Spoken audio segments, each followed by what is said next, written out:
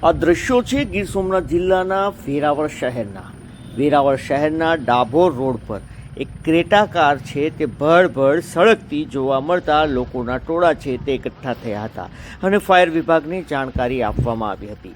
Fire વિભાગની ટીમો દ્વારા આગ પર કાબૂ મેળવવાના પ્રયાસ કરવામાં આવ્યા હતા।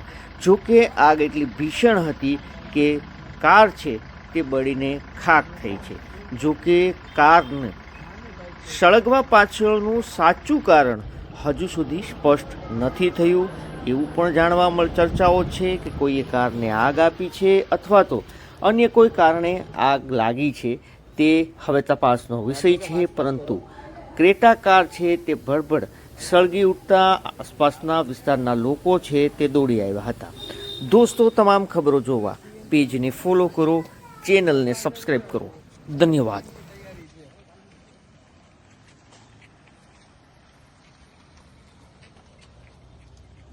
હવે સીએનજી લાઈસન કારણ જે ફૂલ હવા નીકળે સીએનજી ક્યાં કે આ જીમ્સ હોસ્પિટલની એક્ઝેક્ટ બાજુમાં અમે